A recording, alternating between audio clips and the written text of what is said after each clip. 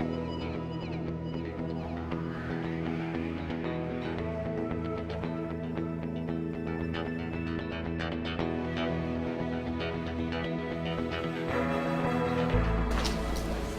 What members? This is Justin Creamer from the World Food Prize, wishing you a happy World Food Day. Had a great week here honoring Dr. Gebise Ejeta and our symposium with the likes of Bill Gates and others.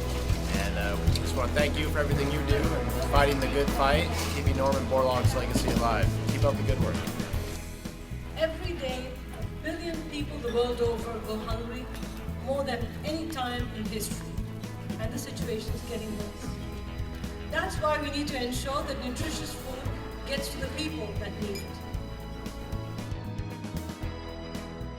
it. We're losing children all over the world, including in the United States, because if brain development is not supported from ages 0 to 3, you never recoup that. And that is a sobering message, but it's one everybody needed to hear. Outraged that 25,000 people die every day of hunger and malnutrition and related diseases. Look, that's 3 times as many daily deaths as occurred during the 1994 genocide in Rwanda, when an average of 8,000 people were killed each day during a 100-day orgy of slaughtering and killing.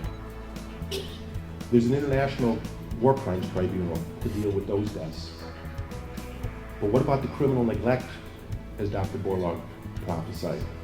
Criminal neglect that has allowed hunger to kill 3 times as many on a daily basis. Outraged that the American food aid system has refused to modernize. Outraged that African farmers, basically alone among farmers in the world, bear 100% of the risks in an inherently risky business.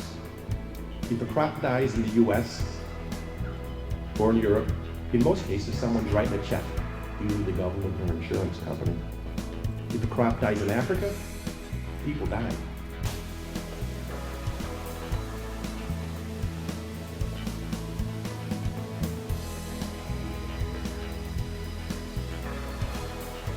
Is my poor mother.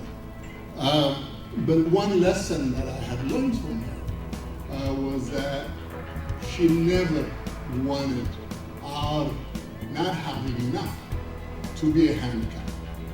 And in fact, what she used to say was, poverty is not leprosy.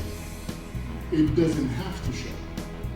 It doesn't have to define who we are, what our character is.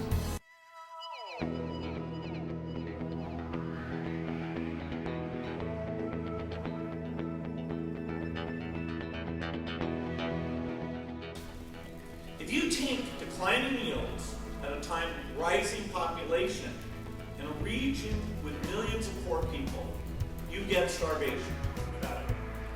There is no reason for so many farmers to be so hungry and so poor. Poor farmers are not a problem to be solved. They are the solution, the best answer for a world that is fighting hunger and poverty and trying to feed a growing population.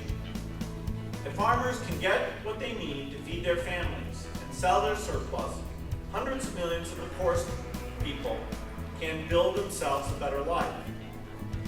It will take passion and focus and a sustained sense of urgency. It will take a willingness to put aside old divisions and come together behind this cause. We have the ability to build these tools. We know what needs to be done. We can be the generation that sees Dr. Borlaug's dream fulfilled, a world free of hunger. Thank you.